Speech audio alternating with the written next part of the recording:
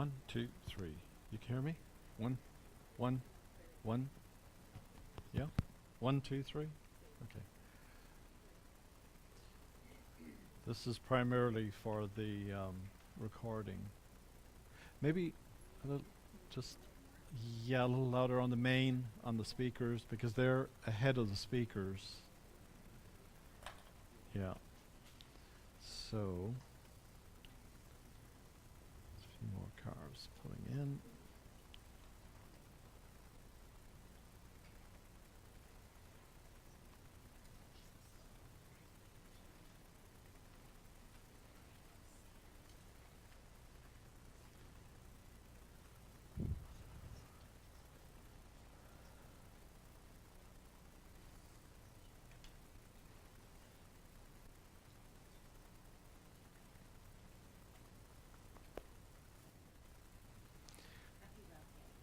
Happy Love Day.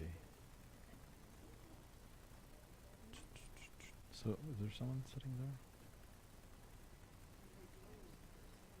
there? Oh, okay. And there's a few, oh yeah, we have a couple more.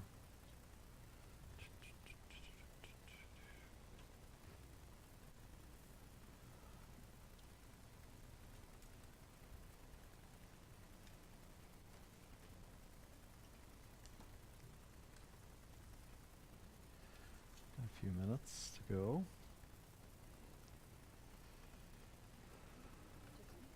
What? Oh.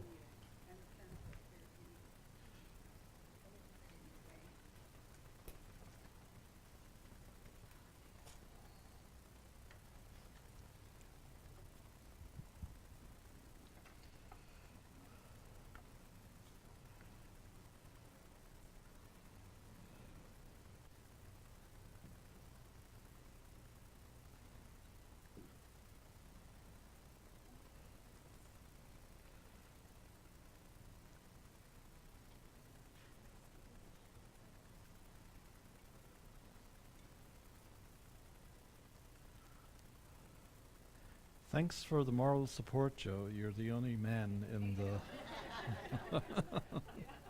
What does that say?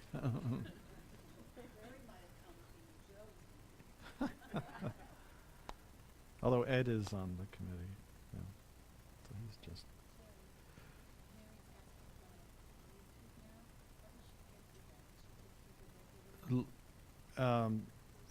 It's a live stream, so wherever she normally goes for live stream. That's available now, isn't it, to the public? So how do they get that?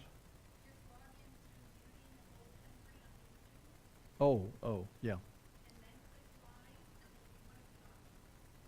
Click live, it's one of the options. Yeah, that's Mary Hughes, she's down in San Diego. And I forgot my cup. I gotta go get my drink. And then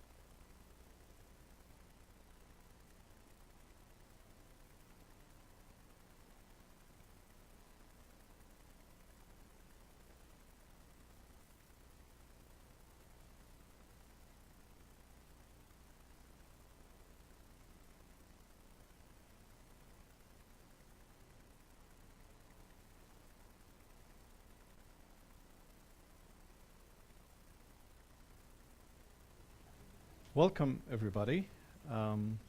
I think there's only one person here who's not from Unity. Welcome, Terry. We did extend an invitation, so don't feel like you're intruding. This is open to anyone. So the cause of us being here is the process that we're entering into find a new minister here. And so I'm going to do a general presentation on grief, basically. And this gathering today, does it make it feel a little more real, the whole process? I know for me, it brings up this sense of disappointing people. I'm having to deal with that. Thank you.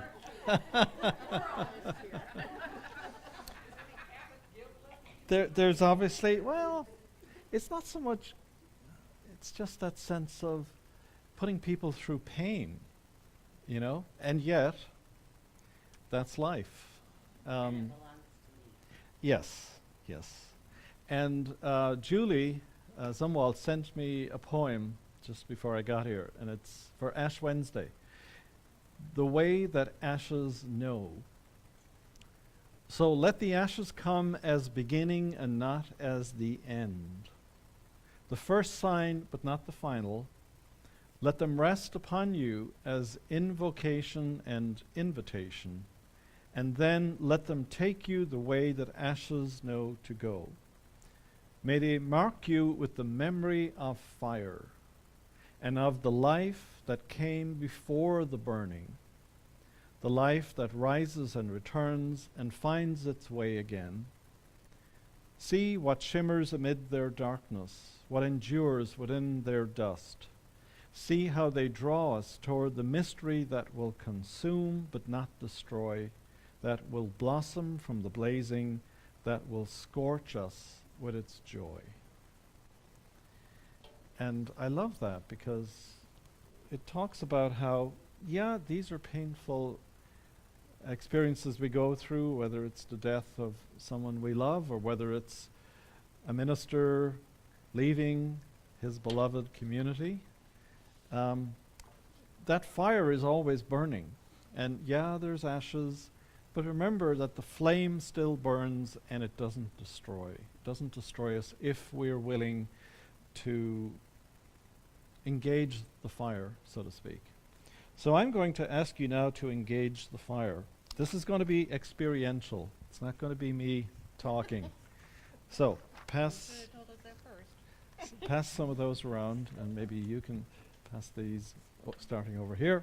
And I want you to answer this question as quickly as you can, because I'm going to be giving you 3 more.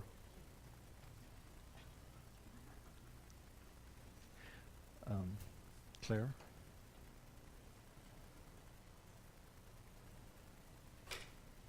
No?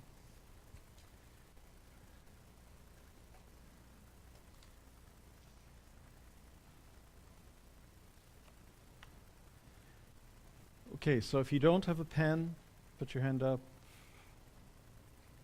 And have all of the clipboards been handed out? No. All right, so very quickly answer that question. Everybody got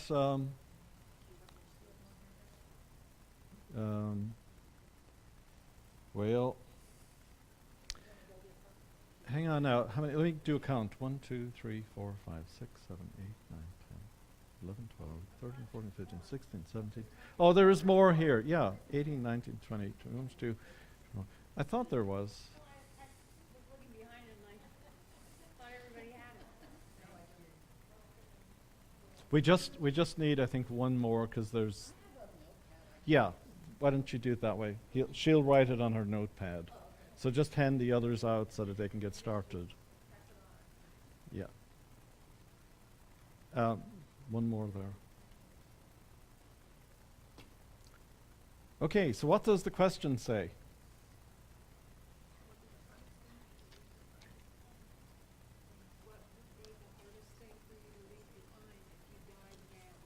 Okay, go. You got like, well, some people are just getting the question. Okay. It's one thing. Yep, you have to do it. You have to name one thing. No, answer the question as it says, because you're going to get similar questions. Oh, give me half of those, please. Okay, start passing these around. Does that mean not a person? Correct. There you go. No, that's why I say you have to answer the question as it's written.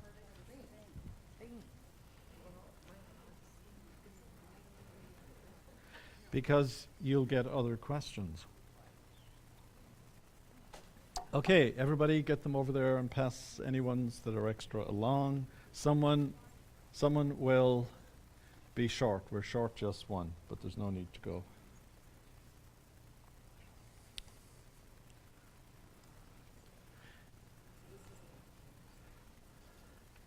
So when it says thing, it means a thing. Actually, I need you to put that on a piece of paper, the answer. I can rip this out. Okay, that'll work too.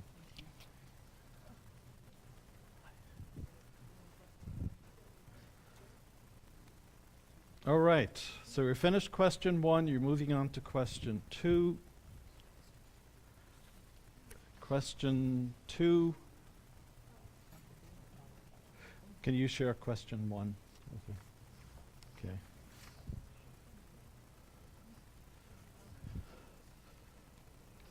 Mark them 1 and 2 so that you know.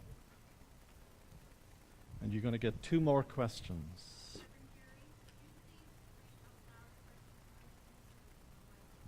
Oh. Okay, question 1 is, what would be the hardest thing for you to leave behind if you died now? And then question 2 would be, what is your one prized possession or the thing you are most proud of?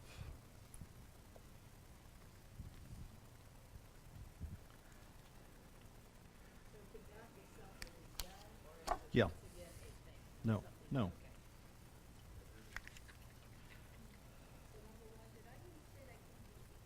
Correct. Not a person. Okay, third question coming up. And mark it number 3 so that you're clear as to what it is. And this is number 3. Yeah. Whatever.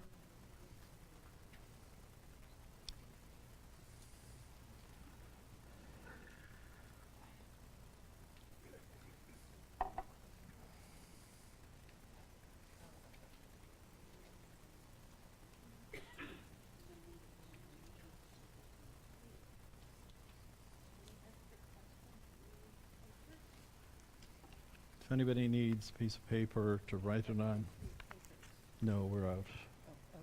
So just write your answer on that. What is question 3? Oh. Nope.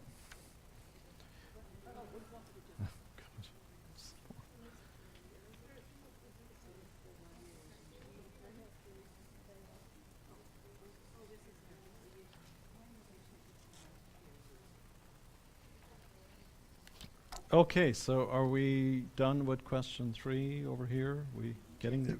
Okay, question 4. Well, you got to keep up. We only have a limited time in life. Here's 4. You can pass those along.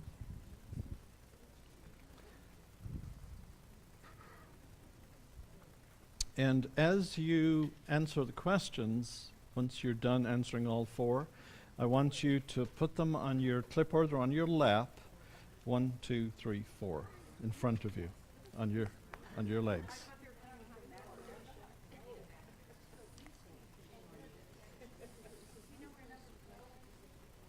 Just ask someone for the question. Or I can, what's number 4? What's number 4? Did I give number 3 for the online people? No. Number 3 is what is one relationship you most fear losing? Number 3 is what is the one relationship you most fear losing? There are several 4 here. Anybody want 4s? The 4 is, what is the one place you would like to visit before you die, or the one thing you would like to do? Anybody want 4? Okay. Okay, now as you complete that, as I said, I want you to put them on your lap, on your clipboard if you have a clipboard, but put them on your lap, and just like individually, so that you can see all 4.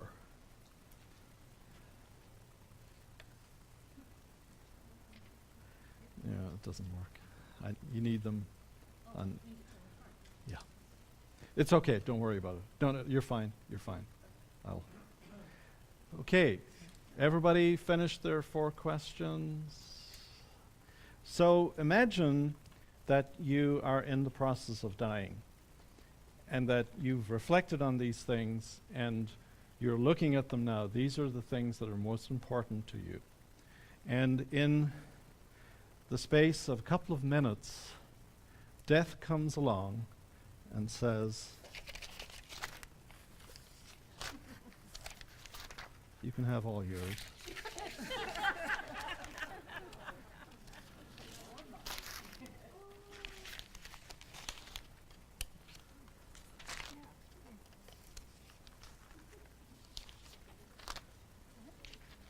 And it's going to be as random as this. This is how it's going to be for you as opposed to someone else. You can have them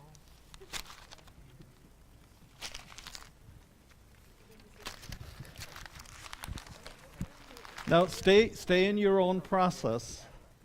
Stay in your own process here. Oops. Oops. Those yours? Are you grabbing our answers? Yeah. Here.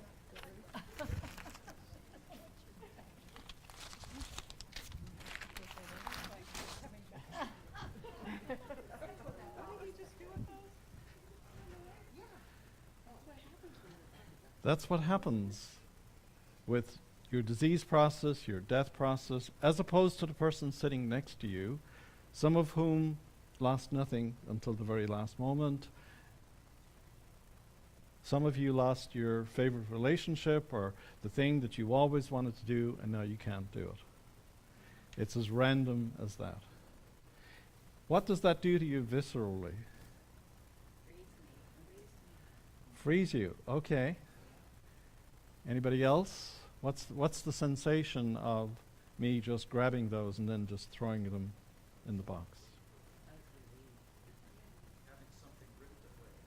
Having something ripped away. Yeah. You might as well not hold on. Some people held on to. They, as I went to grab.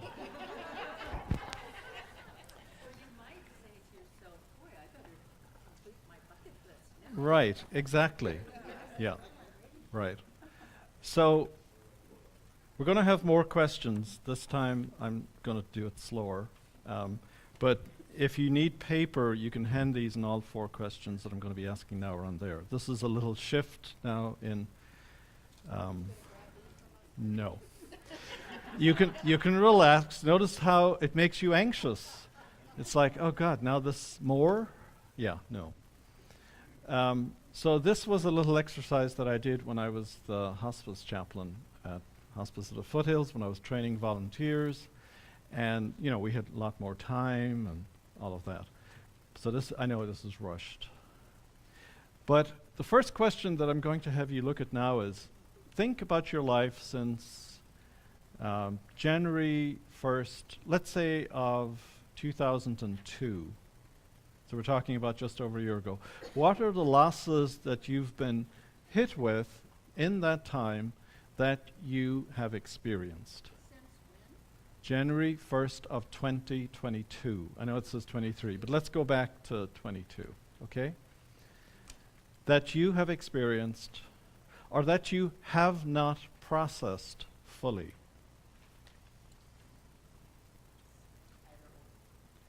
Well, both, if you can. I mean, you may have some that you haven't processed, or... Did we run out again? I think Marlene just went to print a few. Okay, and this you'll be able to keep. 2022. So in other words, a year and a bit. I realized that going back to January 1st. Oh, 23, sorry, 23, it is 23. See, I can't remember what year I'm in. Okay, so in the last year, what are the losses that you've experienced or that you have not processed fully?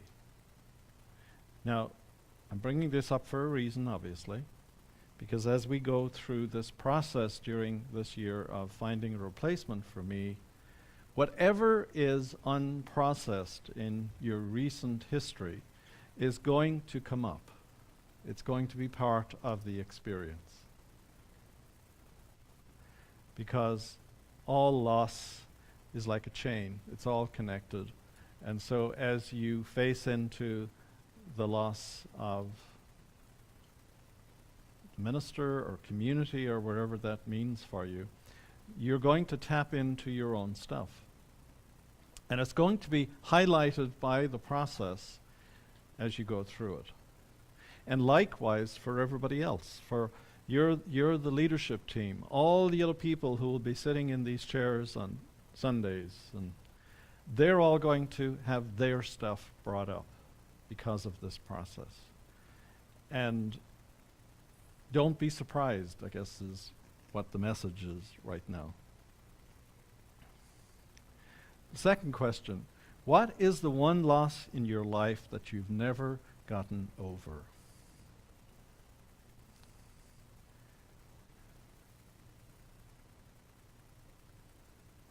For some of you, may not be one, but for others, it will be right there.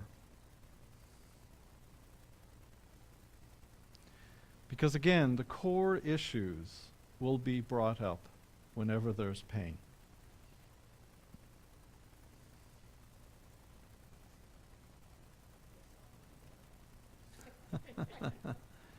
Well, there's a good point. As you pay attention as you go through this process for yourself, maybe just keep a little journal and say, wow, all of a sudden I started thinking about this. And I didn't realize that that's connected, or that it's being brought up as a loss and a grief and a pain.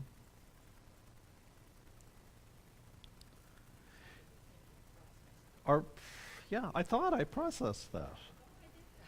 Really? This again?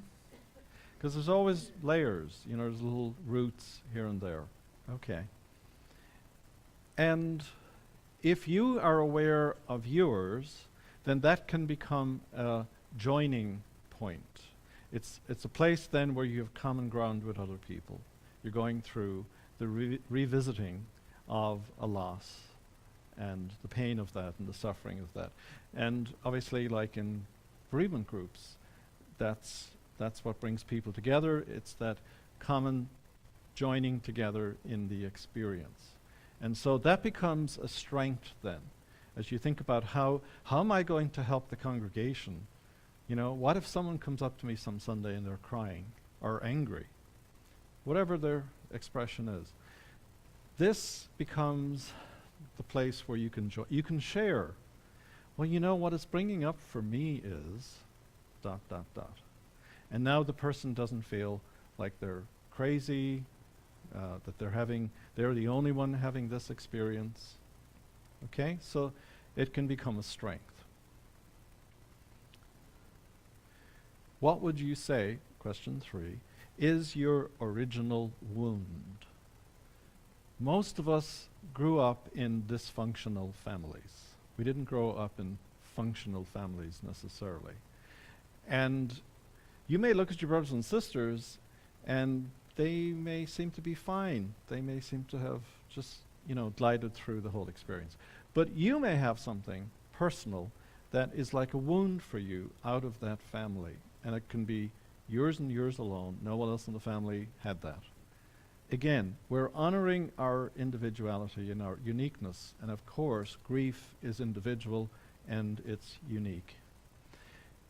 And I don't know if you've ever found yourself with a friend who maybe lost someone or lost a pet, and as time went by, they were still sharing that. Did you ever have that thought, oh, for God's sake, just get on with it, get over it.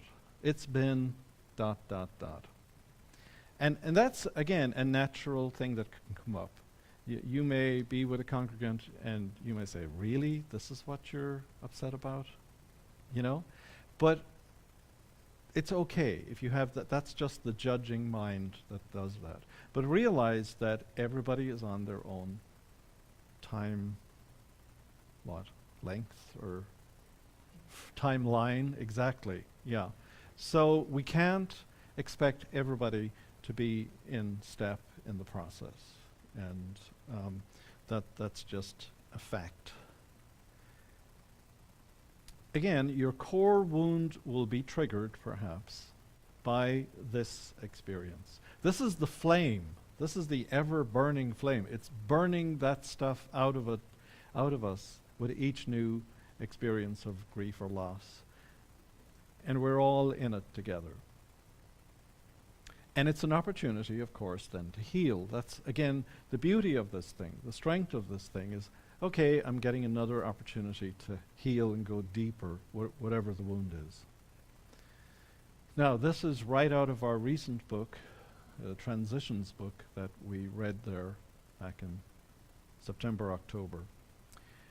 How do you say goodbye? What is your history of how you say goodbye?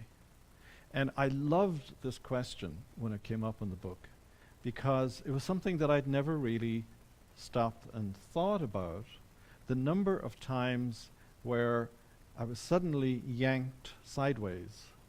And, as a Catholic priest, 1 minute I'm in this parish, I'm totally engaged with this group of people and families, and the next thing, it's next Sunday, I've now been moved, not by my volition, but by, okay, there was a conversation and a dialogue, but nonetheless, it's like, no, you're moving Wednesday, you're going to this other parish.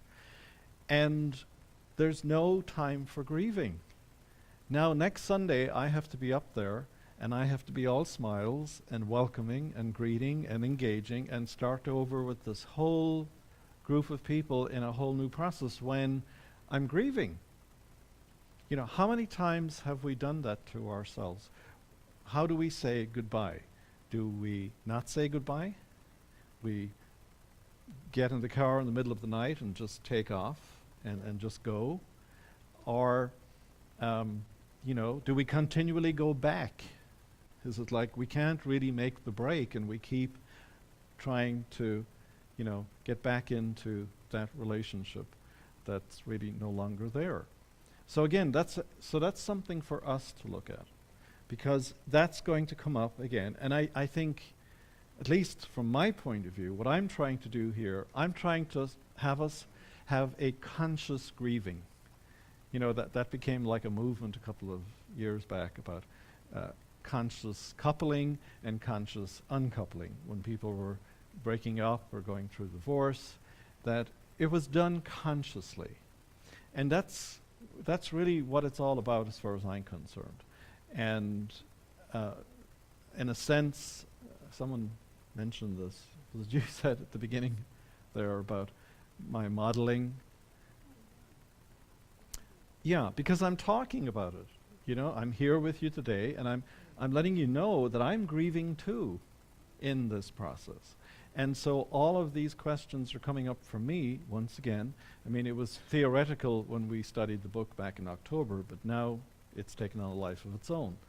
And there was a moment Sunday when I just choked, because all of a sudden all that emotion came up. And it's like it's starting to feel real. It's real. The grief is real. Are we still going to see you? Of course. You'll be tired of seeing me. I really appreciate that. I've never had a goodbye like this for a transition. Oh, see, now you'll get me crying. Yeah. Yeah. And that's okay. So many people never reflect on how they've said goodbye. And so then this, again, is another opportunity for us to do some healing in this area by writing how we're going to say goodbye. Now, having said that, you may notice that all of a sudden there may be some people that you won't see for a while because they don't want to be here on Sunday and talk about leaving and getting someone new. Because do you feel a resistance when I talk about the new minister? Yeah, that's all natural. It's like, no, we want to hold on to this one because we value this one. And it is the letting go and opening up to something, this or something better. And I know when I say that, people kind of get annoyed at me, but seriously, you know, you may say, oh my God, why didn't he leave earlier, you know?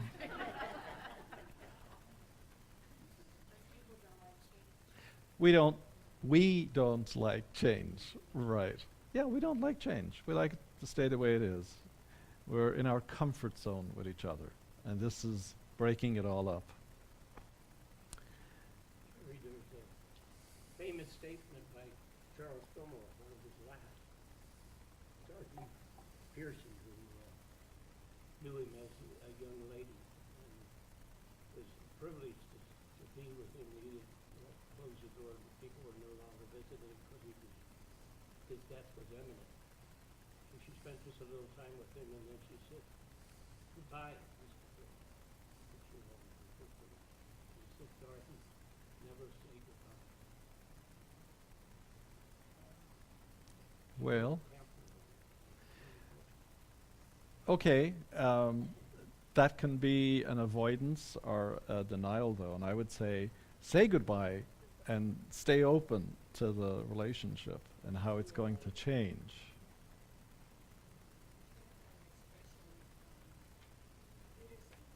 Right.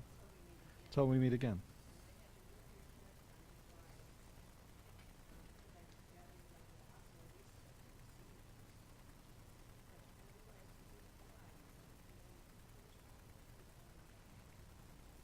Right. We'll bump into each other again. So, one of the lines from my hospice time that I like to quote is that we used to say that you die the way that you live. So how you do things in your life is how you're going to do death. And if you spent your time running away from things, hiding from things, then you're not going to process your dying. You're going to be pretending that you're not. So all of this is life preparing us for that transition down the road. And if we get comfortable with doing it now in these circumstances, then again, we will have that in our, what would you say, repertoire. We'll know, oh, I remember, this is how you do grieving, this is how you do loss, this is how you do dying. I mean, it's all, life is all living and dying. And people, you know, we would talk with them about the fact that, yeah, you're dying, but you're living. You're living, you're dying. Do you want to put the emphasis on I'm dying, and you're just going to sit in the chair or lie in the bed? Or do you want to say, no, I'm living this process of dying? And that just changed the whole dynamic. And so as we approach this as a community, we're living the goodbye. And that's wonderful. Now, as we say in unity that Jesus, the Christ, is our way shower, like he showed us, and I gave the example last Sunday of the stained glass, that he was like a stained glass window. And he had all these wonderful aspects and colors, and it's beautiful, and it's inspiring. But he didn't do that for everybody to look at the stained glass and then bow down. It's like, no, this is who you are. What are the colors that you have? What's the image on your stained glass? And so we're looking at the light that's going through the glass.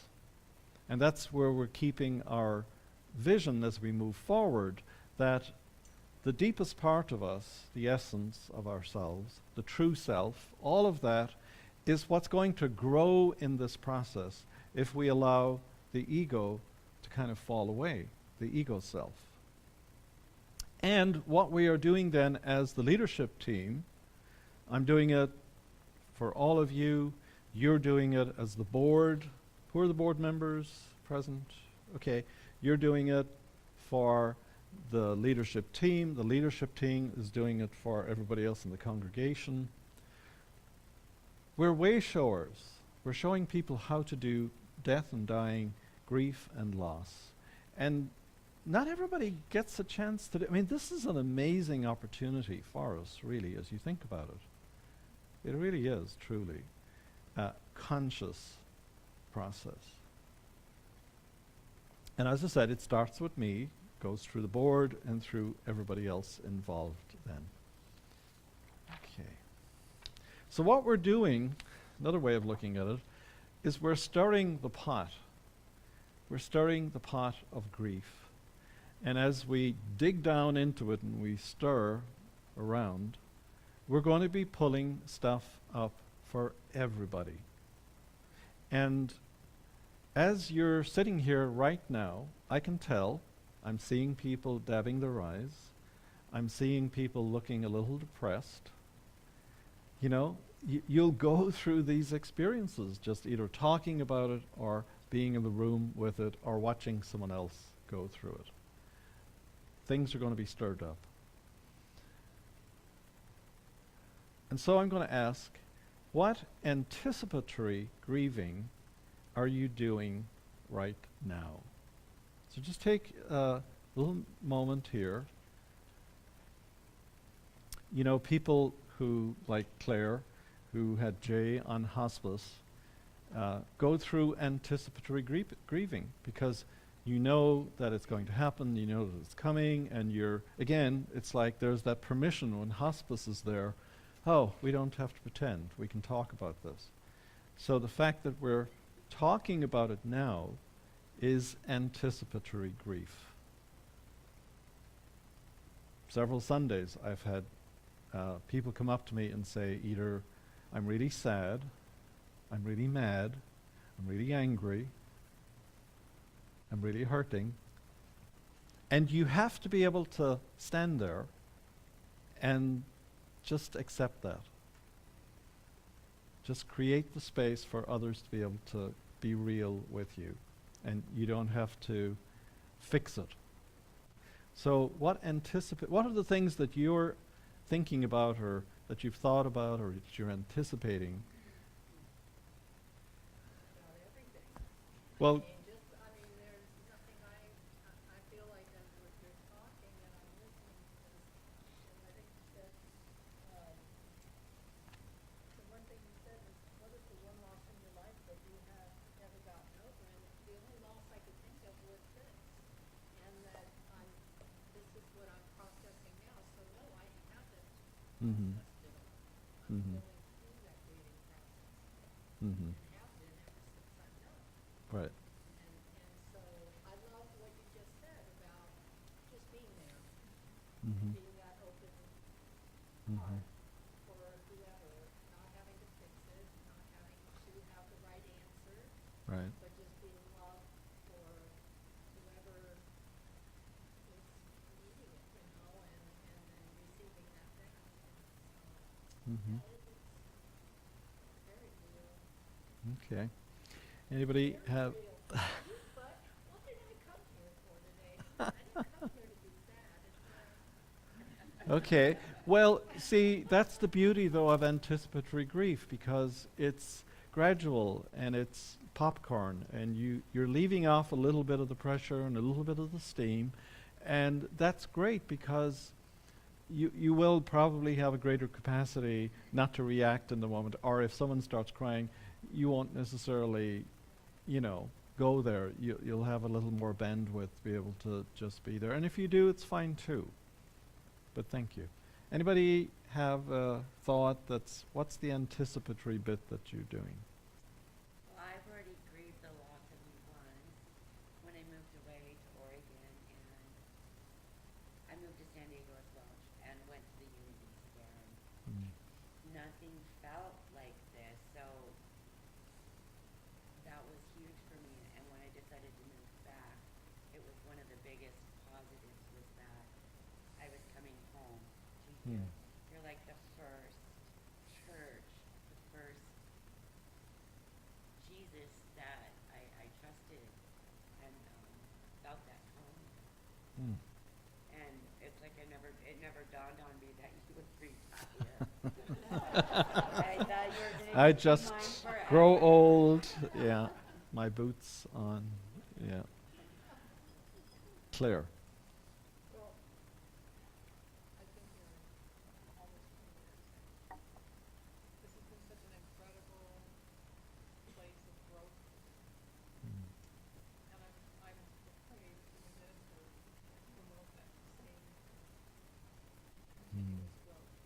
Mm. And the other thing is that I'm afraid that just here, Right. that I won't be able to relate with the minister as well. Joe. Feel that Thank you. love, Oh. I love another way. Well, there you go. It's like, so the universe is going to present you with the opportunity to go beyond that and love someone else in a different way. And yeah, we tend to want to just kind of pull away from that, And some people will leave. I mean, that's the reality. Some people will, without ever meeting, hearing, seeing the new minister, they will just disappear between now and whenever. But hopefully we will keep that to a minimum by this process. Joe. Well, I have to say, the average tenure of a minister nationwide, all religions, some of are around 5 to 7 years. Mm. So a great blessing to have had you this long. That's another way of thinking. Mm-hmm. The other thing I think is that we are very lucky. This isn't a Catholic church. You're not just like, boom, gonna Right. disappear. We were so lucky to have Joe continue this within. And Mhm. we're going to be very lucky to have you continue with us. Occasionally talking. And so it seems to me a very gradual transition compared to what it could be. Right. Yeah, so I feel very fortunate, actually. Mm-hmm. Yeah, I mean, obviously, any of us can be struck down at any moment, so it could have been very dramatic and it could have been horrific. And, I mean, hopefully, we'll go through the natural process here. Hey, that's the So, anybody else anticipatory grief? Yeah, I'm a little bit different because Jerry and I joined here, I think it was 2019, just starting to kind of get acquainted, and then COVID hit. Mm. And then we had 2.5 years of Zoom, not really getting to meet that many people. Mm-hmm. And then we were so supportive when my husband passed. And then after a few months, I'm really getting involved, getting to know you better, getting involved in the church, meeting friends. And then all of a sudden, one day I come in and I say, oh, Jerry's leaving. What? Right. So I'm in a little different path, and I'm very so I'm Mm. kind of feeling that. Well, probably your recent experience of loss and grief and having navigated that makes this a little easier. Yeah, it's fresh. Yeah. All right, one more. We'll move on. Okay, I was just going to say, I think what was comforting and maybe what I am anticipating is that when you stepped down and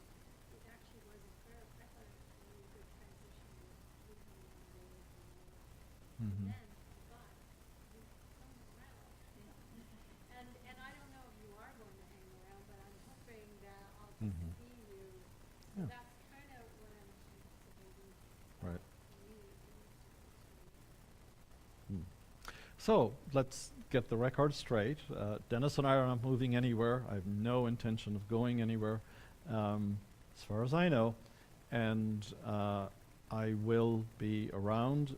As is customary, I will stay away for 6 months to let the new minister bed in. That's kind of a protocol. And then, hopefully, I will be invited to come back and give talks.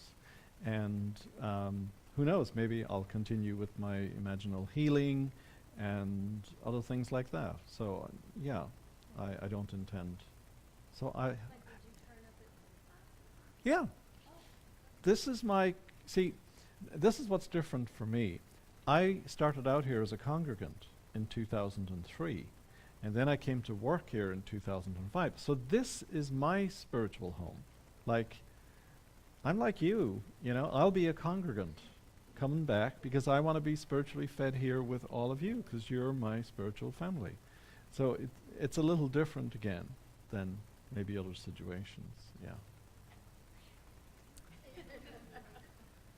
There's that part of us, that human part of us, that wants to go to not think that there could possibly be anyone else Right. as good as you, Yeah. or have that, Mm-hmm. loving connection that most of us have developed with you at whatever level. And I have different views. I just do. I mean, I love you. I love you. But I think I'm looking forward to this new ministry, and I'm looking forward to our continuing growth as a community. And it doesn't take anything away Right. from our relationship with you. And I think that's the point I'm trying to make. Yeah. Is that we feel like if we are welcoming to a new minister and we are looking forward to that, that somehow we're taking away you. Mm-hmm. We're not. Right. If you've taught us anything, you've taught us that. So, and unity teaches us that. So I think I just Right. wanted to say that. So thank you. Yeah, and I mean, we're bringing up all of that negative patterning that we just automatically go into with change and fear and loss and grief.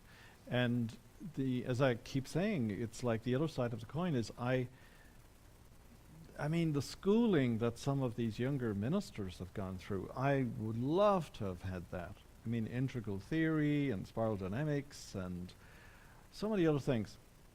I didn't get that. And if we get someone, when we get someone with that type of background, it will lift us higher. I have no doubt about that. It really will. Yeah. Okay. I had a question about, is there a trial period? So if the congregation, if we get somebody in here and it's not a harmonious fit, because we have a very, very interesting place that we hold here being such a progressive community. Mm-hmm. And Well, that's what this process is all about. It's about making sure that it's the best fit. Like, I mean, an example would be that, the question came up, are we Christian? And that, well, I'm giving a whole talk on it on Sunday, but my point is that we're going to make sure that the person that we're going to bring in is in the same place as I've been, but who can take us beyond that. We're not going to suddenly go over here in left field, because it wouldn't work. It would be unfair to that person. It would be unfair to the community. Yeah. Julia. Thank you. So next month I will have worked for the same giant corporation for 20 years. And every 2 years, once I fall in love with my manager, they plunk them out and go somewhere else. I have been saying goodbye to people I love for 20 years.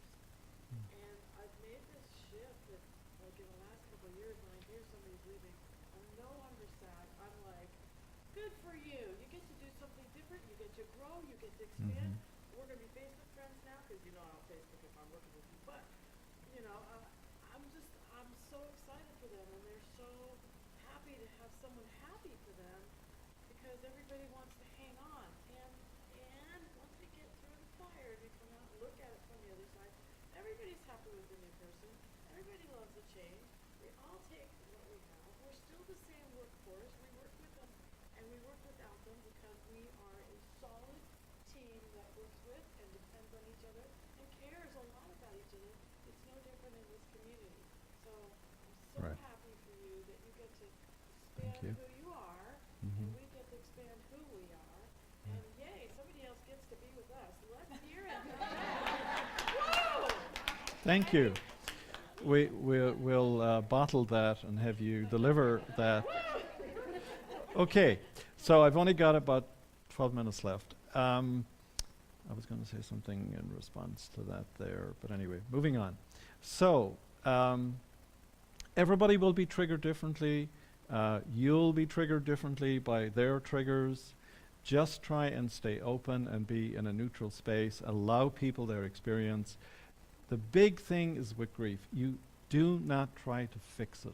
Don't think that because you're on the leadership team that you must have the perfect response or you must fix the person and make them feel better. No, it may actually be just that you'll give them the space to express the loss and the grief. And they may walk out of here crying and you may think, I failed. No, that's where they're at in that moment. And you're just there holding space for that.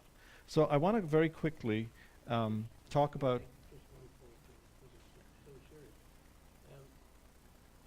The new person coming in is not. The nude person? Did you say the nude person? That's what I was picking up on. No. He did say he never. Oh, he did. There needs to be a time, like Jerry said, he'll be out of the picture for a while. You need to have a time to fall in love with the new person. Because it's like a marriage. And if Jerry's still sitting in the front row with this new person sitting there and you're comparing, well, Jerry would have done it this way or that way, that's not fair to the new person. Particularly, they may be coming from Florida. Mm. Pick up, change their whole life, come here, and you don't Right. want to put them on front. That's Yeah. why we're doing this whole process Right. now, Right. so that you'll pick the right person. Right. And, you know, one of the things that in talking with someone as I was interviewing people for the board, they brought up that in their previous church, they had a support team for the minister. Now, it's not like the board, which is about the business of the church. This is just 3 or 4 people whose job is to welcome the minister, to orient them, to help them in terms of maybe getting a doctor or a dentist, or telling them about all the wonderful things that are going on in the community, going with them maybe to some events, inviting them to dinner. It's a support for the minister, because that minister is going through possibly also a grieving process if they've just left the church. So, you know, we're going to try and cover all the bases here and to do it well. Yeah. Yeah, that was a great, I hadn't thought of it. We'll thank this person in due time. So the thing also then about not fixing is to be aware of toxic positivity. And you know that I've talked about this in the past. And so I've put them back up on the board there. They're these cliche responses that people make. Like, you may want to say to them, you can go into the spiritual bypassing. It's all in divine order. You know, that ain't going to cut it. In fact, it'll turn people off. So don't use the cliches. Or don't say, it'll all turn out fine. Yeah, it will, and you know, all of that. But don't say it to people, because what you're doing is kind of dismissing their real feeling in the moment. That's where they're at, that's fine. Just join them. If you want to think about it that way, what's my job? Join them where they're at. And that will let off some of the steam. Okay, I'm handed out you all know this stuff, the Kubler-Ross model of grieving. The thing that people get confused about this often is they think that it's linear.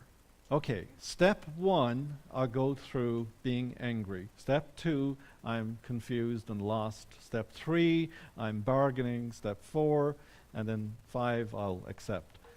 No.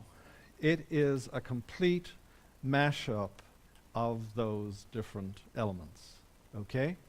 And here's the thing, again, sort of doubling back on the first part of the presentation.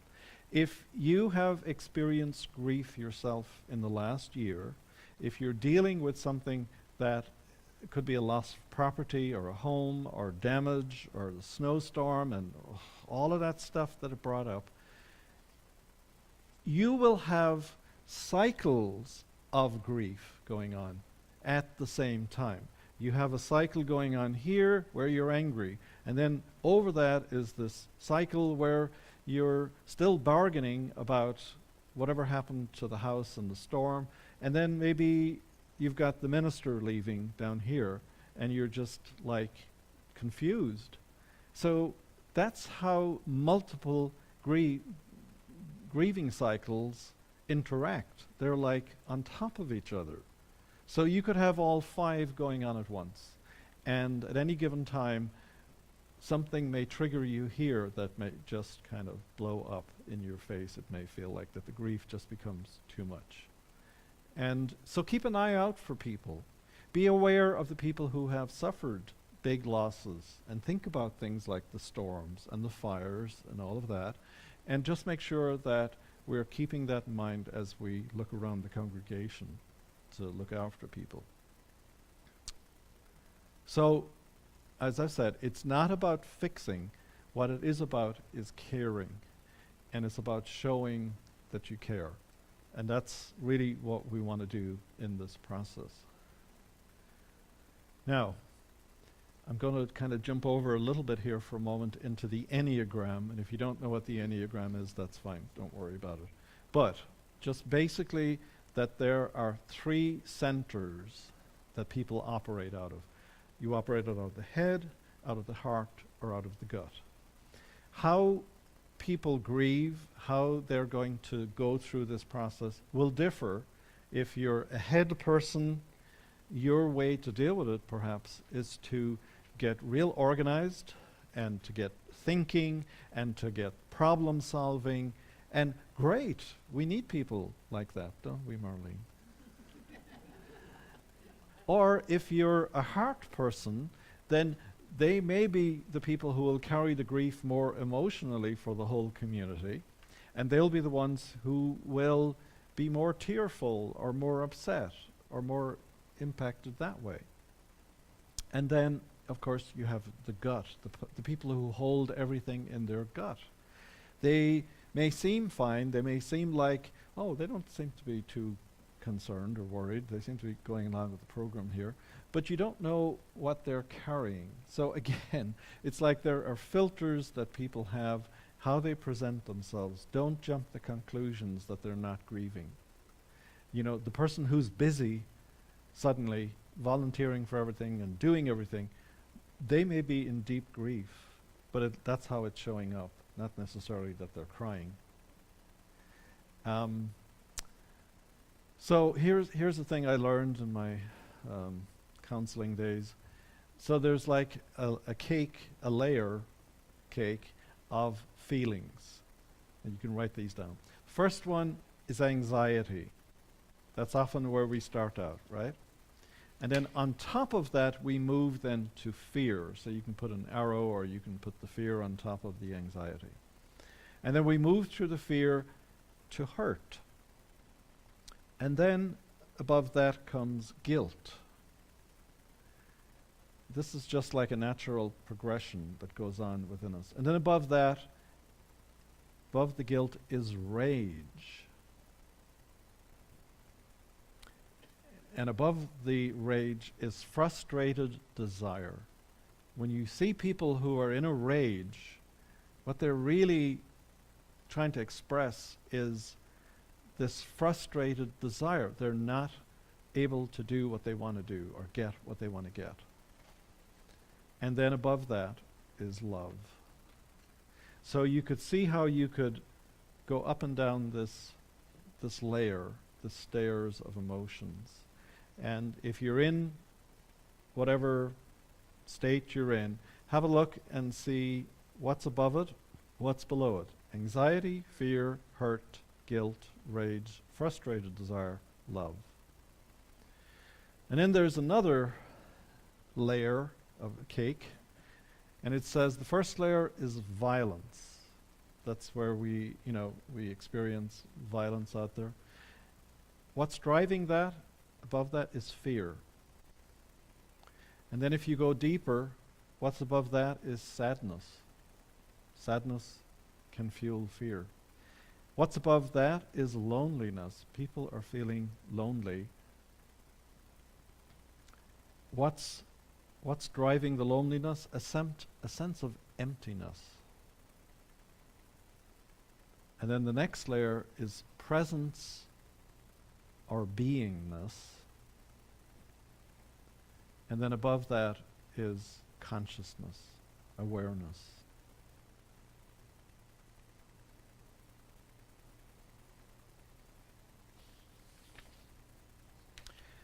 And then the last thing, it's like a little tool that you can use. You observe.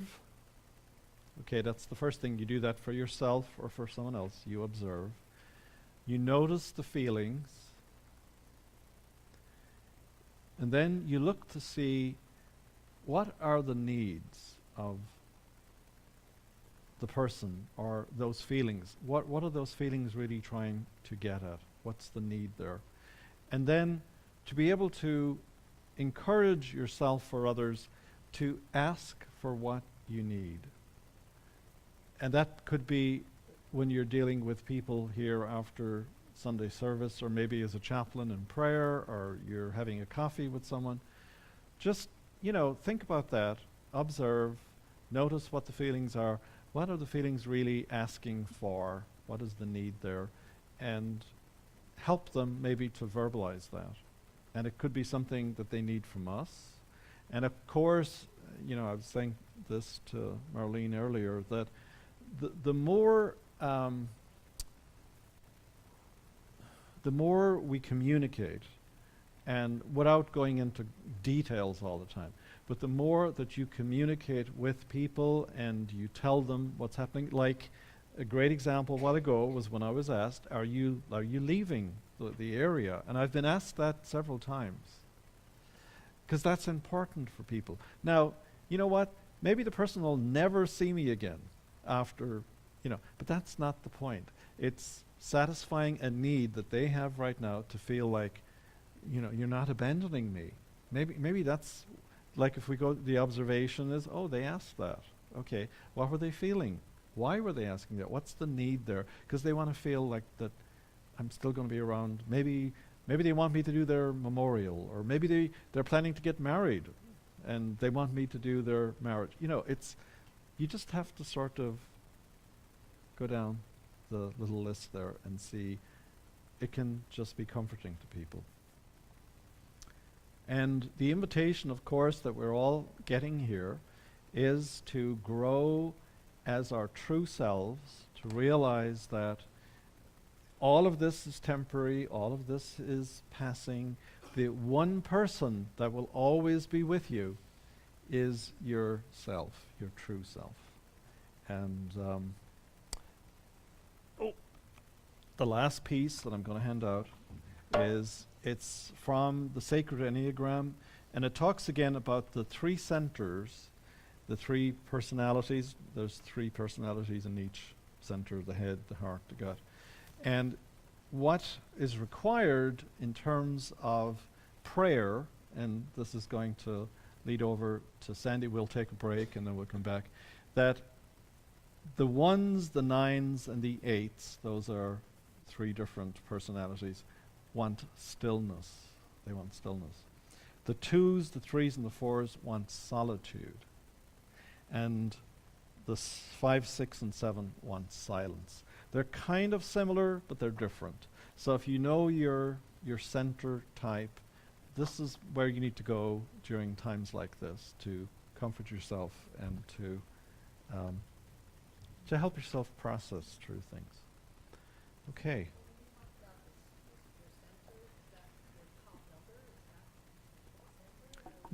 No, the center is a cluster of three numbers, and those were the ones that I like. If you're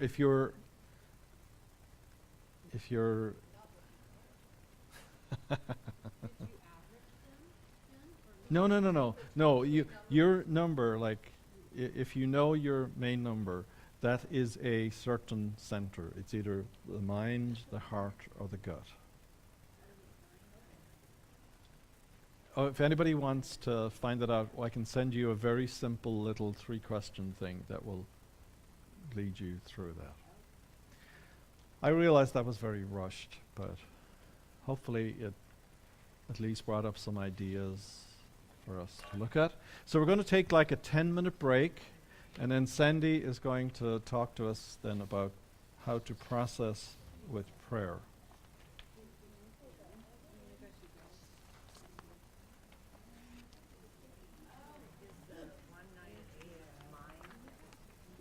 Pardon? Is the 1, 9s, and 8s mine?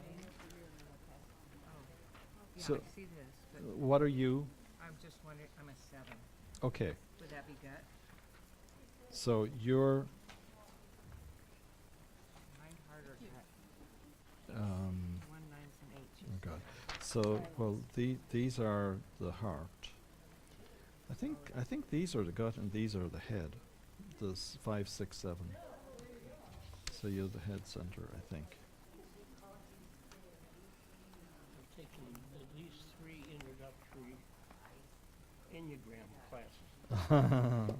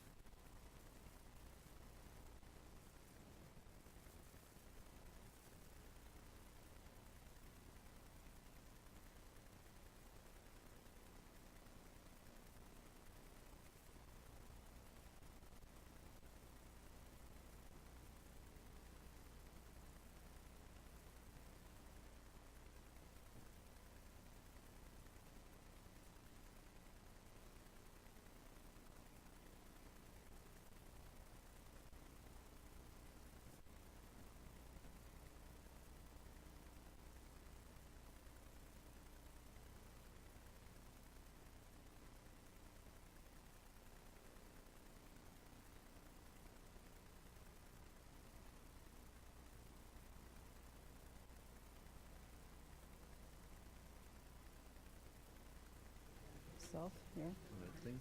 How do you get it around with your glasses on? Oh, well, what I sometimes do is. So. Under your glasses? See if my glasses won't fall off.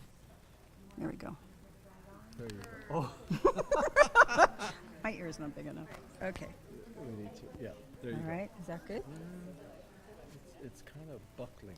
It is buckling. It feels weird. Okay, let's try that. Try that. Ooh. That's it. I'm on. Okay. Leslie will be in a minute to start. Okay.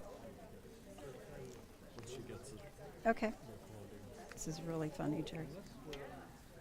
Are we recording still? Maybe we're still recording. Let me go find out. Okay. So weird.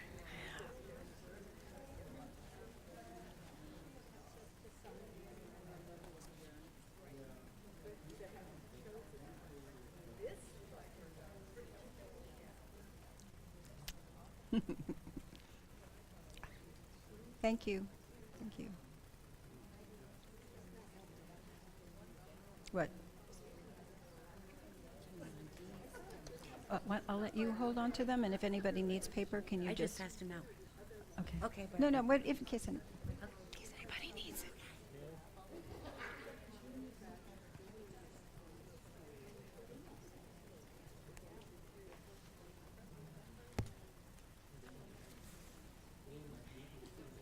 Can you kind of keep time? I mean, just kind of give me an idea of where we're at when I'm about halfway. You know, if you don't mind. We're good? Okay. All right, let's all come together. Come together.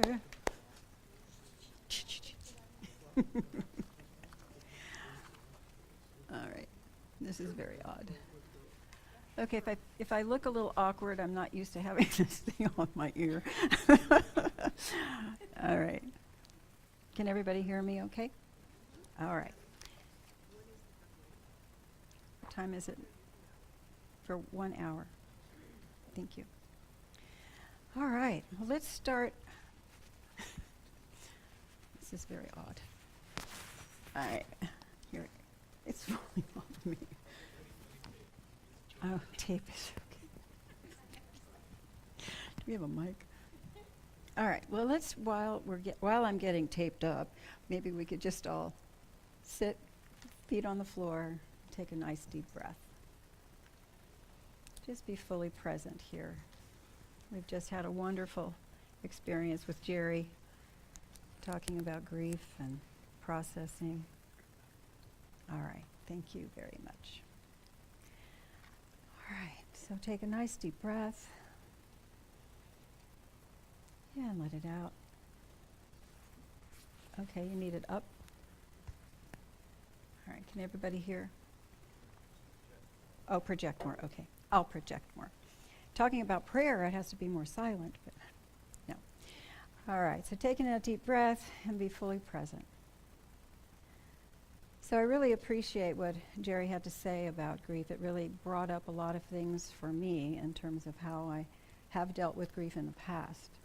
My way of dealing with grief has either been very busy bee, gotta get busy, or I go into denial. So, and kind of escapism. So that's been my pattern. But what has helped me move through those patterns is bringing awareness to the way that I respond to whatever's happening in my life. And that shift has happened a great deal because of my experience here at Unity, starting with Reverend Joe and moving on to Reverend Jere.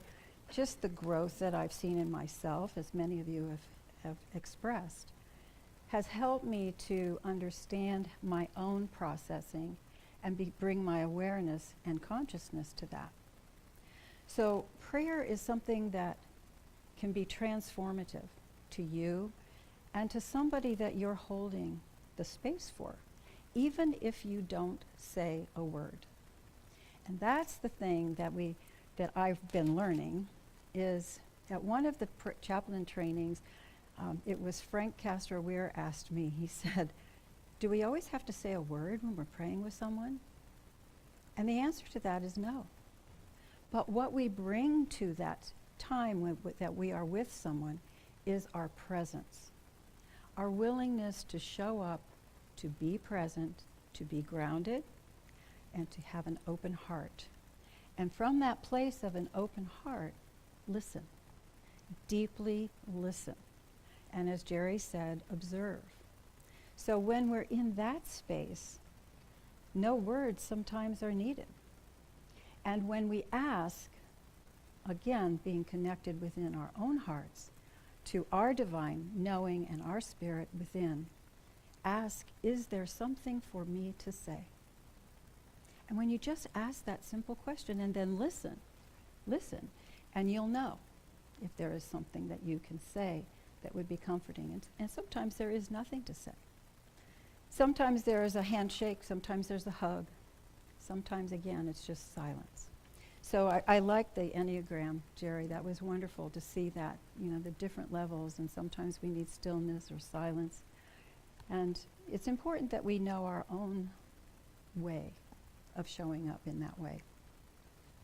So we could speak a lot about prayer. It'd take a whole lot longer than an hour. So what I tried to do is put together just some basic steps, just to get us thinking about how we relate to prayer. So you have a blank sheet of paper, and I'll kind of do what Jere was doing by having you take a moment to think about your own belief system. What's going on in you? What are you believing today? What are you believing about God? What is it that comes up for you when you think of God? And I'd like you to do it in two ways. One is write down a limited belief that you have about God. And then write down an expanded belief you have about God. So I'll give you an example. In my life, God was always outside myself. I prayed to a God out there. That's a limiting belief. So God is far away from me. Now, an expanded belief is God is here with me. God is not outside of me. God is within me. And I have access to God. So what was it for you? Is there a limiting belief you might have had about God? And then is there an expanded belief?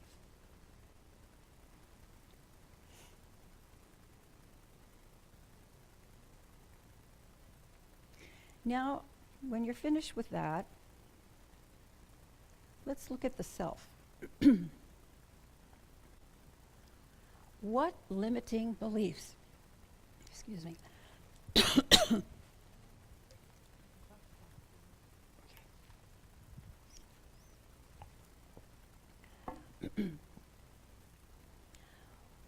what limiting beliefs have you held about yourself?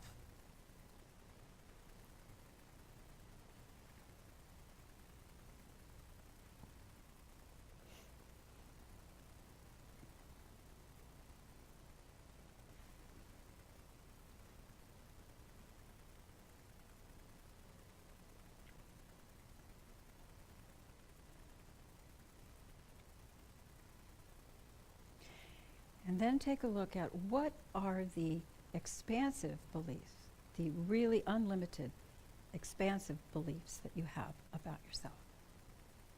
An unlimited self.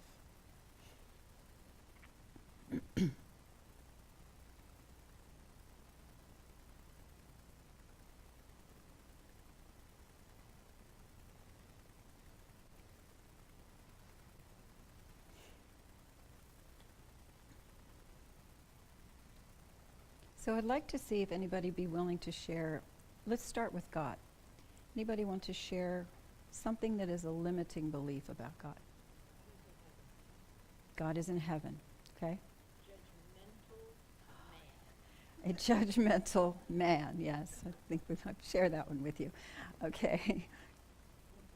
That we must go through Jesus to get to God. All right. We must go through Jesus to get to God.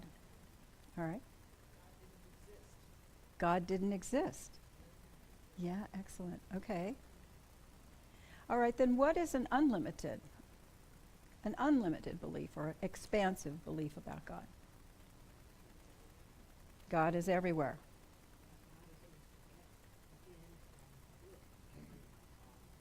Okay. God is within and with everyone all the time. Patricia? Unconditional trust in life. Great. Can you say that again? God is active in, as, and through me. Nice. All right, let's move to what we're thinking about ourselves. What's a limiting belief that you are thinking about yourself, or you have thought? It doesn't have to be current. Not good enough. Hmm? I don't do enough. I relate to that one. I don't do enough. Oh, not subtle and wise enough. Okay. Unlovable, Karen. I need help. Okay. I'll never experience consciousness in this lifetime. Okay. All right, now what are the expanded or unlimited beliefs you have about yourself? I am divinity itself. Unlimited potential. Okay. I wrote God sport, but I think I meant good sport. But Good I sport. like Okay, God the good sport. Okay. All right.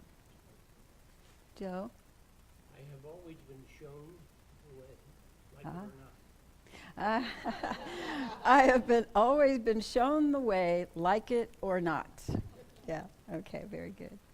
All right, so we travel, in our experiences of life, whatever it is, whatever challenges come up, we travel, and even in our joy times, we go back and forth between what's limited and what's unlimited. It's not uncommon, for us to have a reaction. I've had reactions and then go, whoa, where did that come from? Just Jere mentioned that, it's going to come up. Something triggers and we have a reaction. So the idea that we move back and forth is the most important thing to remember is if you can be the observer of your life, the observer of when you react to something, the gentle, loving observer, not the critic, not the judgment that wants to come up every so often, but that loving presence for yourself. That is the most important piece in this idea that we go from limited to expansive and limited until one day we go, whoa, wait a minute, I'm not doing that anymore. What used to be my limiting belief has now moved into a positive and expansive belief. And we own it. And we are living more from that place. So when we're dealing with people in prayer, it's the same thing. People go back and forth. Sometimes they're in this mindset that's very, very negative or limited. They're limited.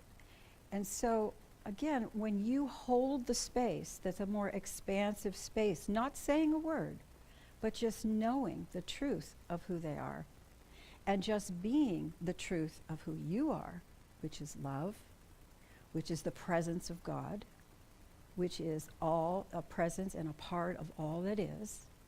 When you hold that space for another person, even if they're going through their limited self-talk and their denial that God exists, or their doubt, their self-doubt, if you hold that space that's a higher vibration for them, that knows the truth of who they are, they're a child of God, and you can just listen deeply to what they have to share with you, that in itself can be healing. So again, it's not about necessarily the words that you say, it's the attitude and the awareness and the consciousness you bring as an individual. Okay? So what is prayer? Let me hear some people say what is prayer to them. Anybody? Or what is prayer not? What For is me, prayer? It's communication Okay. to God. My Okay. son is God. Mm-hmm. Okay. Good. Communication. Being in awareness with God. Conversations with God. Right. Okay. And meditation. Okay. Meditation. A surrender to the flow of God. All right. And an open heart. All right. About receiving. Yeah. It's about receiving. So I'm going, my experience growing up Catholic, and some of you can relate to this, from the time I was born, we were taught rote prayers. And when I was very young, that was great because prayer was fun and it was simple, right? It was very simple. But as I got older, it became a job because I had to memorize the prayers. And not only did I have to memorize them, then I had to recite them. So you relate to that, Joe, right? So in that, there was a separation that happened for me. No longer was I that innocent child just saying my prayers and just loving God. I was now a student that had to memorize and then had to perform. So it totally took that relationship to God and minimized it and made it about performance. And some of you may have had that experience, but that performance was something that I wound up keeping deep inside myself. And as a result of that, and Joe, I don't know if you remember this, but when I first was on the board, I think when we were having lunch, there was a whole group of us having lunch after working on the building or something. And Joe was sitting at the end of the long, long table with all these people. And he looks at me and he says, "Sandy, would you say the prayer?" I looked at him and I said, "No." And he just looked at me like, "What?" But when I look at that now, I realize I was so used to rote prayer, I didn't have the confidence. I didn't have the confidence to pray, not to pray spontaneously. I could say a Hail Mary and an Our Father, and I probably could have said the Catholic grace. But I said no. And that was the root of why I said no. So understand that prayer can sometimes feel uncomfortable. It can feel uncomfortable to you. You might have a programming that like that in your experience. So what I want to read to you from this book. This book is one of my favorites. Love is All There Is. And this is what it says about prayer. So I want you to, again, think about this as a person who is holding space, who's showing up for people, knowing the truth of who you are, claiming the truth of who you are, and letting the light from your heart just shine as bright as it can,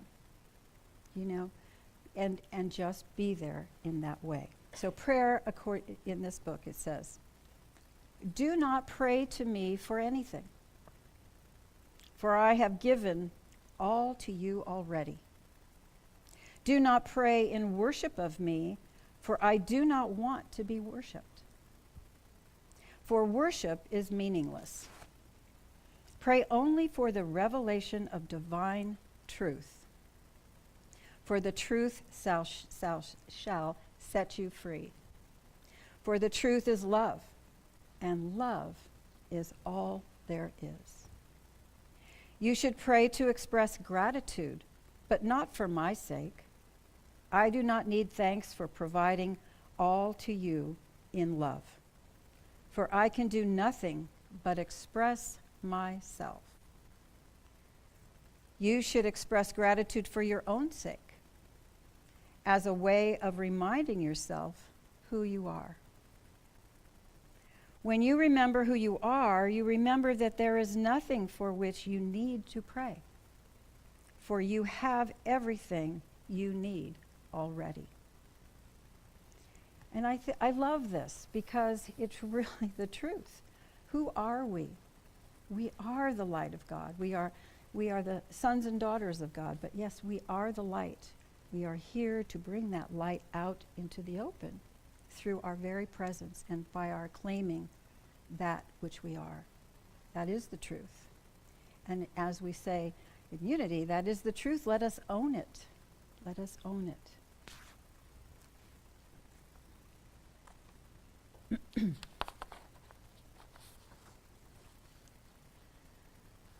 So it reminds us that there is only love.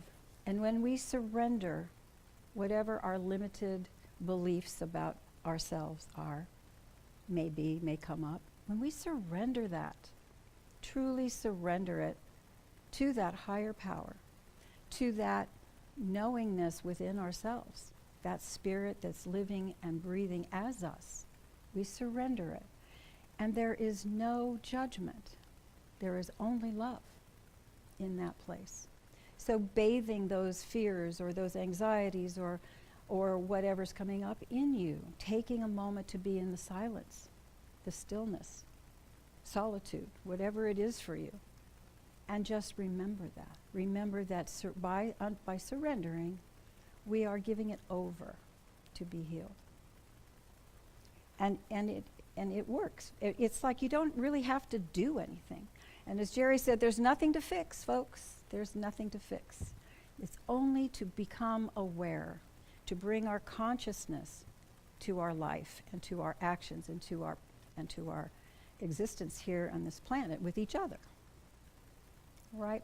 So I did want to do, how am I doing on time? We have time? Okay. I want to talk to you a little bit. Does anybody have any questions about that or anything to add? I'd love to hear from anyone who wants to add. Yes, Terry? So what you brought up for me is putting the whole process in the context of love. Mm-hmm. So what is love doing here? What is love trying to achieve here? How do we do this in to enter into that space? Mm-hmm. Being love, creating the exit for one person and the entrance. I think that's a very powerful thing to hold in our awareness, as you say. Mm-hmm. Like, I am love, creating this experience. Yeah. And each one of us is. How can we do that to the best of our ability, putting out the greatest love to you? So that if I observe myself going into fear, that I can kind of step back and look at that and go, oh, is that really how you want to do it? Do you really want to be fearful about this? How about doing it Yeah. and, maybe even in terms of, as we go through, and we've started this last Sunday, thanks to Claire, which I love, Mm-hmm. the meditation, where we literally created the space of visualizing the minister somewhere, wherever they are at this moment, and we are reaching out to them. We are sending them energy Mm-hmm. and light and love, and we're like calling them. Mm-hmm. I just think It's beautiful. Yeah. it's beautiful, but it's also a training for us, Mm-hmm. like put into action what you say you believe, that you are love. Mm-hmm. Okay, so when people come into the chaplains, let's even maybe to have during this time a little cheat sheet or something that helps to help people move into that space. Mm-hmm. Standing in love. Mm-hmm. Mm-hmm. That's true. So when we're working with people, even if we don't say the words, because sometimes people are not quite ready to hear, you are God. I mean, I know I didn't want to hear it for a long time until I experienced it. So that experience, but so how are we showing up again? If words are needed, I like that idea though. I've been using the I am presence. My I am presence is experiencing sadness. My I am presence is experiencing joy. So the I am of us, the spirit of who we truly are, that I am presence is in all of us. So sometimes, Jere, that has helped me, just using that I am presence to bring somebody into that place. And the other thing is just, again, holding the space and connecting heart to heart. So if you're in prayer with someone, connect heart. You can actually ask them if they'd like to connect heart to heart and connect at that level, and then move into the I am presence in you is experiencing sadness or whatever it is that they're experiencing. So just to know that, I think, is helpful because, I mean, and you're just having a regular conversation with somebody, you may not get to that place, but if you're in a prayerful situation with somebody, you would. Or if there's somebody that's really of like thinking of as you might be able to sit with them and just hold the space and then move into that I am presence, is experiencing this. So the thing to remember is that there is no judgment and there is no right or wrong way. There is just the when you show up to be who you are, be open and listen. Listening is really, really deeply listening to a person. And you don't have, for whatever this has really been hard for me in my life, you're not there to fix. I know many of us are fixers. You know, I'm a fixer. I'm a helper and a peacemaker. So I like to fix things for people. Doesn't work. It never worked in my life, and it's not going to work going forward, I'm sure. All right, so I do want to talk about how do we come to a place of that inner knowing, and how do we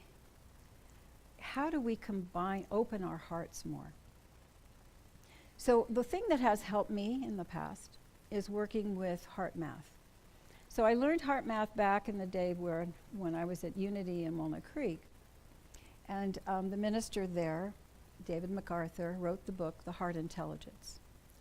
And what I would share with you is that what heart math teaches, and you hear this from Joe Dispenza, you'll hear it from Greg Braden, you'll hear it from many of the people that are out there actually scientifically looking at these things, that the heart has an incredible intelligence. And more intelligence than the brain, actually, and that we get that connection between our heart and brain. The neural networks of the heart and the brain combine together. When they are in alignment, they actually create a frequency that is a 0.1 hertz. 0.1 hertz, and I'm not a scientist, so I'm giving you the best I can here. But that resonancy, that frequency, is the frequency of Mother Earth.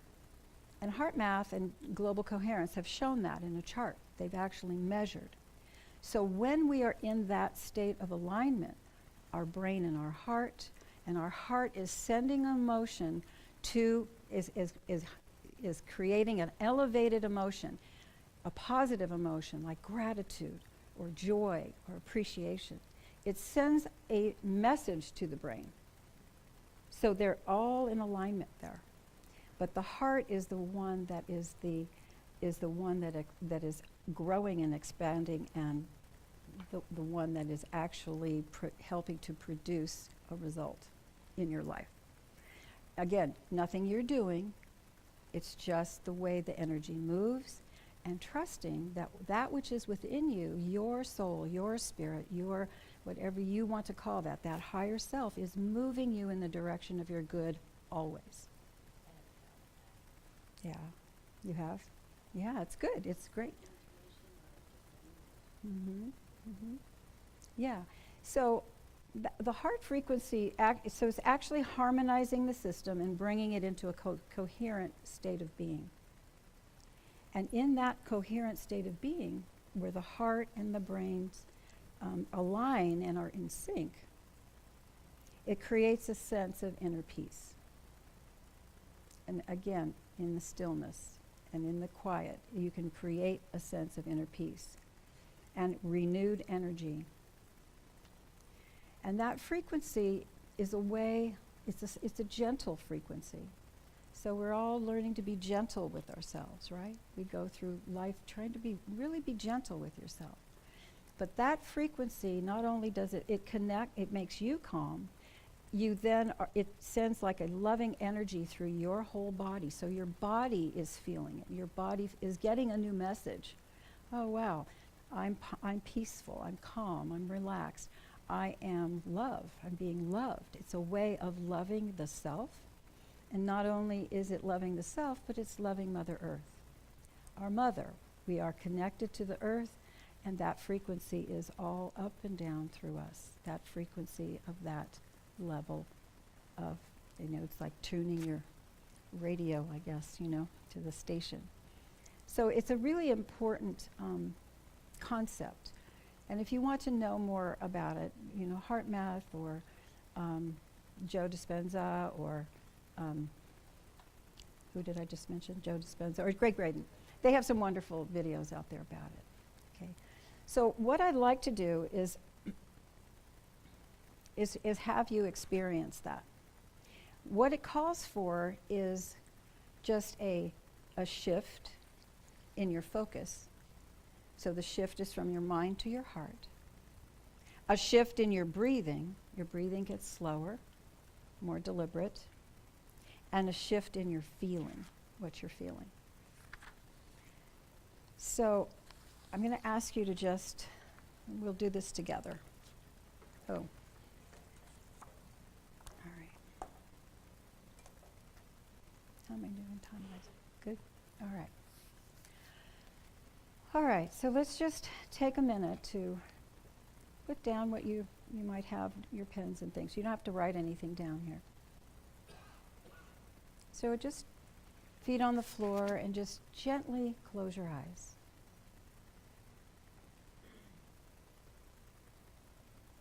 Now just breathing, just your normal breath.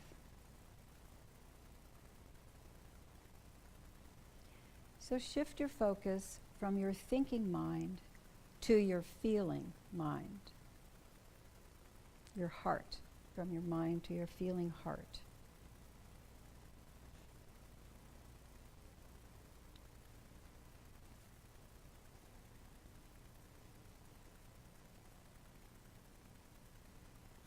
If you want, if you'd like to, you can place the palm of your hand or finger on your actual heart in that area of your chest.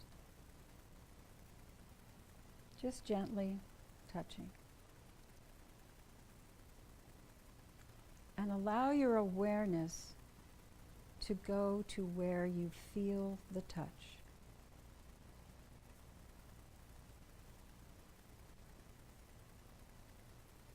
Feel the breath as it comes in and out of your heart center.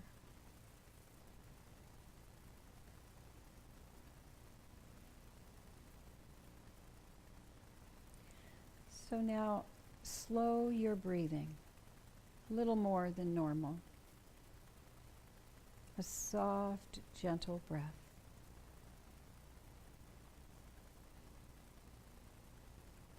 Allow it to be shorter on the inhale and slightly longer on the exhale. So let's go, let's do a count of 5 on the inhale, a count of 8 on the exhale. Inhale 1, 2, 3, 4, 5.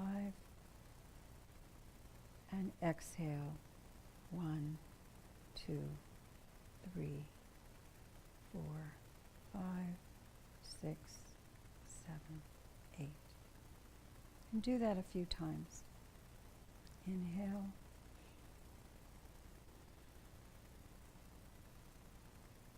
Exhale.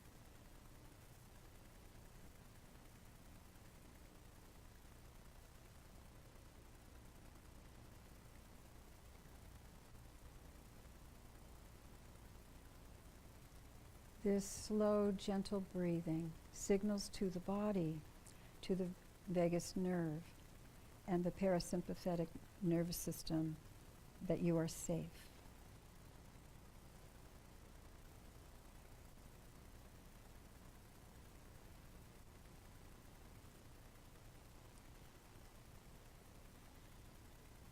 Continue breathing in and out slowly, gently. And imagine that breath is coming in and out from the heart.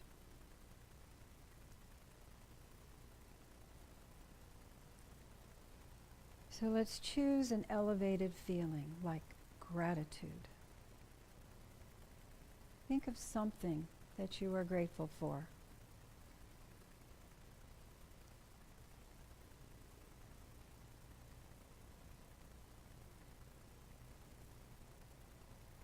Allow that gratitude to expand in your heart space. You might just even say, thank you, thank you, thank you.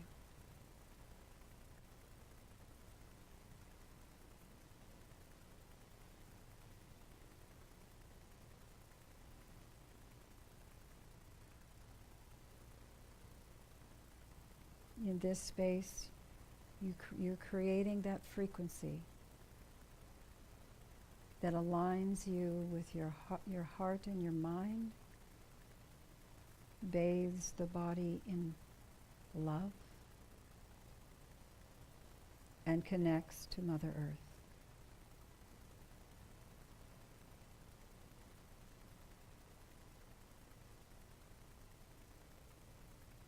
Feel the waves of gratitude as they ripple through your body.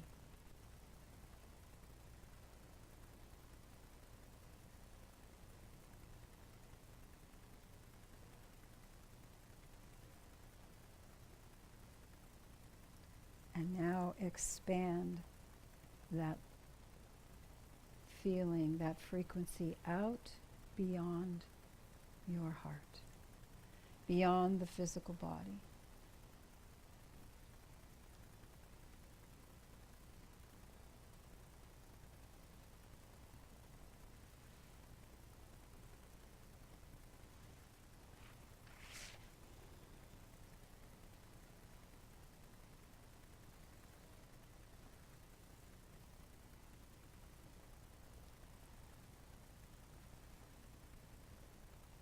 You are a part of the cosmos.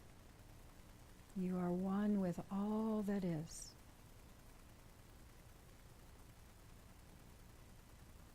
Open to receive that, to know that deep within your soul.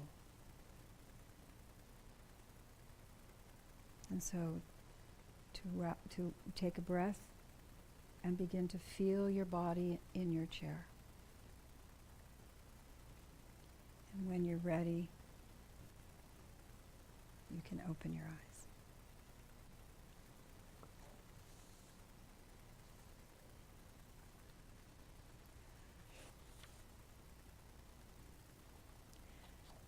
Okay. All right. So we're going to wrap up my little part of today's talk. I'm so grateful that all of you are here. It's been wonderful to be able to share this time with you. But I want to leave you with this. This is one of my favorite songs that we sing here. Our thoughts are prayers. Listen to what you're saying. Our thoughts are prayers.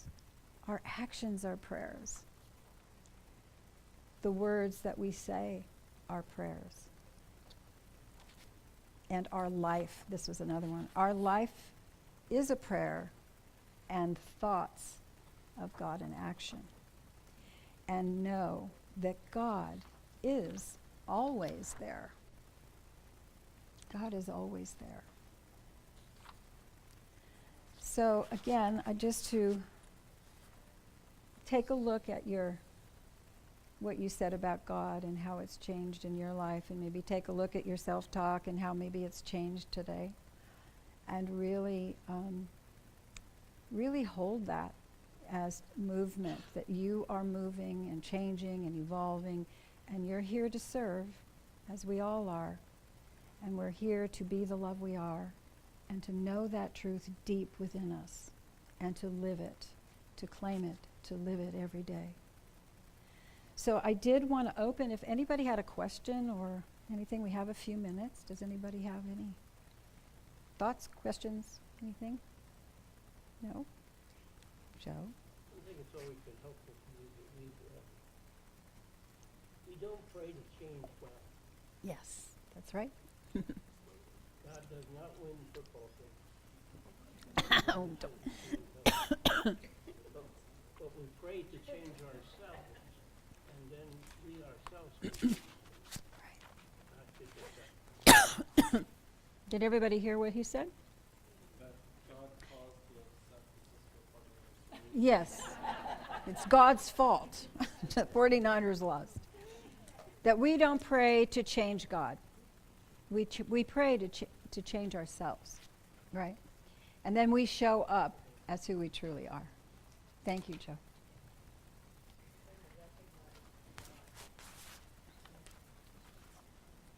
I do have some handouts if anybody's interested. There is a heart math tip, and this was something Paul Smith, I didn't touch on this, but this was another thing that I really love. Is your God big enough, close enough, you enough? It's a beautiful thing, and that book is really wonderful. So I do have some handouts if you're interested. Feel okay? You're welcome. Thank you, Sandy, Mm-hmm. for that. After Oh, thank you. Thank you, you're welcome. After I printed off the blue colored one, I wrote some other things on there, and then anyway, so I read it off a second time, black and white. There's a great movie on Netflix, Good Grief. How Oh. many of you are fans of Schitt's Creek? Oh, yeah, I haven't watched it yet. Dan Levy is the writer, producer, director, actor.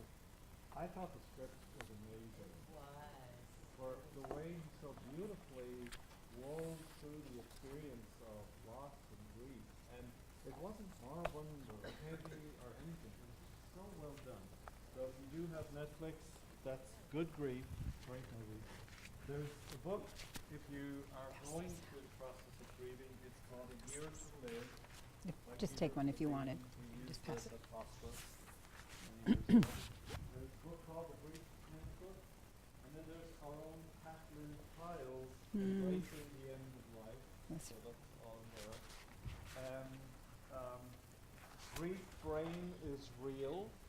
It affects your memory, it affects your cognition, and it affects your concentration. So people who are going through grief often find that they just can't really concentrate, or they can't think through things. And of course, that's when you have insurance companies and banks and all these people asking you to do all this paperwork, and it's overwhelming because your brain is not working right. Mm-hmm.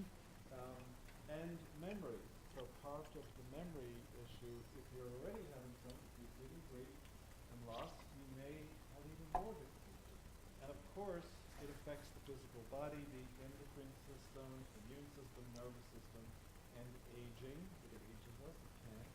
And broken heart syndrome is real. There is such a thing that your heart physically changes because of grief, and it sort of isn't functioning properly. Some people, you've met people, or you've had a day or an hour